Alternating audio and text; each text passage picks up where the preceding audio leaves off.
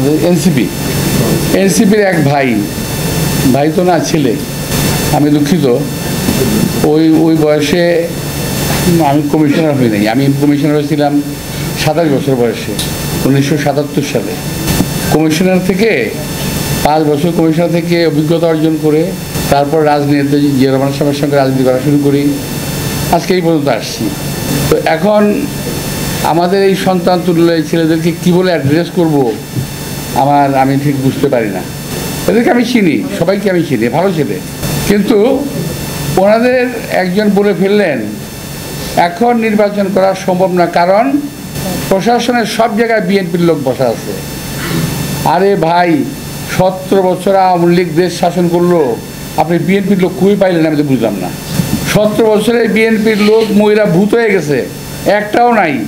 এখন আপনারা বলেন বিএনপির লোক প্রশাসনে বসে দিচ্ছে। এই সমস্ত কথাবার্তাগুলা নেহায়েতই বাচ্চাদের কথা মতো বলতেছেন। বাচ্চারা যেমন কথা বলে, আমি খাবো না, কেন খাবো না, তা আমি নির্বাচনে যাব না, কেন যাব না, বিএনপি বসে দিচ্ছে এখানে। আর ভাই, বিএনপি কোথাও নাই।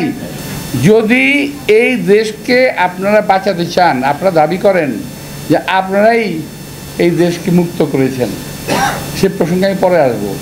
তা যদি হয়, আরেকবার দেশটাকে মুক্ত করেন না। দেশের প্রশাসনের বিভিন্ন প্রতিষ্ঠানের সচিবালয়ের ভিতরে এই দেশে যে শত্রুগুলো বসে আছে, আওয়ামী লীগের দালালরা বসে আছে, তাদেরকে কেন আপনারা বের করেন না? আমি যদি বলি যে তাদের কাছ থেকে আপনারা অবৈধ সুবিধা পাচ্ছেন, এই কারণে বলেন না? আমরা তো অনেক কথা বলেছি, আমরা তো অনেক কথা বলি যে এই আওয়ামী দোসর, আওয়ামী দালাল যারা পুলিশে আছে, যারা বিভিন্ন প্রতিষ্ঠানে আছে, যারা সচিবালয়ের ভিতরে আছে, যারা প্রশাসনে আছে, তাদের সবাইকে চিহ্নিত করে সাজার আওতায় আনতে হবে, কারণ তারা 17 বছর আওয়ামী লীগকে সাহায্য করেছে ক্ষমতা থাকার জন্য। এরা কেউ বিচারের বাইরে যেতে পারবে না। আর একটা কথা, ইদানিং একটা গ্রুপ চালু করেছে, খুব চালু। আমি যারা নাকি ফেসবুক আপনারা দেখেন এবং কাজ করেন, তাদেরকে বলছি যে এখানে প্রতিবাদ করবেন। তারা বলার চেষ্টা করছে কি জানেন?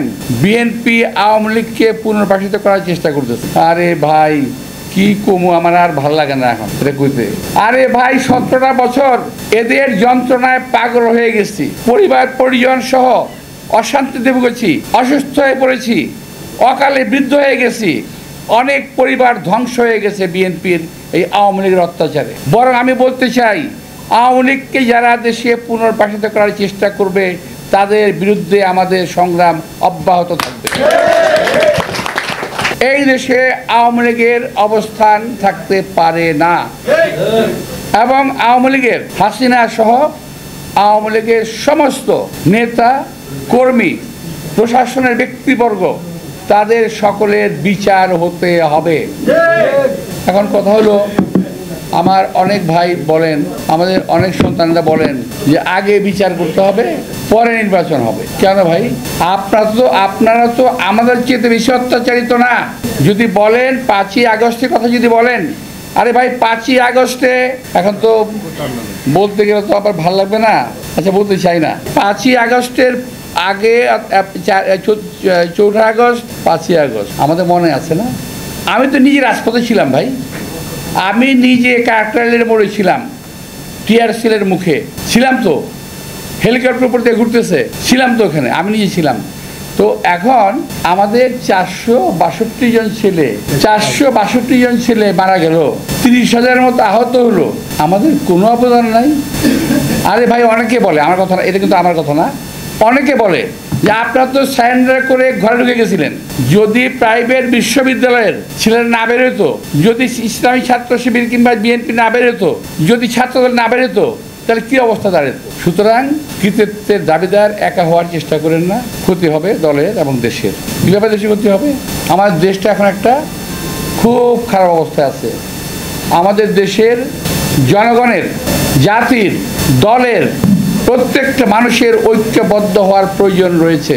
যদি বাংলাদেশের জনগণকে বিভক্ত করা যায়, এই দেশকে আবারও ভারতীয় আধিপত্যবাদের হাতে চলে যেতে হবে। সুতরাং যে দলই হোক, বিএনপি, জামাত সহ অন্যান্য যত এনসিপি সহ যত দল আছে, মতবিরোধ থাকতেই পারে, মতবিরোধ থাকতেই পারে আমাদের, কিন্তু জাতীয় স্বার্থে, দেশের স্বার্থে আমাদেরকে একটা কথা মনে রাখতে হবে, ঐক্যবদ্ধ থাকতে হবে।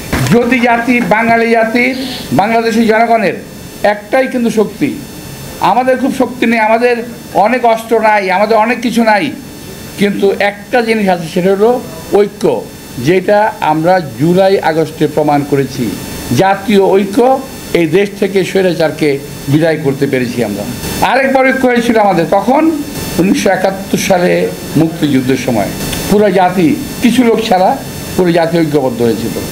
এখনও এই দেশের স্বাধীনতা, সার্বভৌমত্ব রক্ষা করার জন্য আমাদের যেমন ঐক্যবদ্ধ থাকতে হবে, তেমনি আমাদের বিপরীত শক্তি আমাদেরকে দ্বিধা বিভক্ত করার জন্য চেষ্টা করছে, সেদিকে আমাদের খেয়াল রাখতে হবে। আমি শ্রদ্ধেয় ডাক্তার প্রফেসর ইউনূস সাহেবকে শ্রদ্ধা জানিয়ে এক কথা বলতে চাই। এই কয়েকদিন আগে একটা লোক নিয়ে ঘুরছে, সুফি না কি নাম, এই কয়েকদিন আগে সুফিউর নামের একজন লোক নিয়ে ঘুরছে। তো এ তো আওয়ামী লীগের প্রোডাক্ট, আরও আওয়ামী লীগের প্রোডাক্ট কিন্তু আপনার ডাইনে পায়ে আছে। আপনি একটু দয়া করে ওদের কাছ থেকে সাবধান থাকেন, ওরা কিন্তু আপনাকে ডিটেল করে ফেলবে।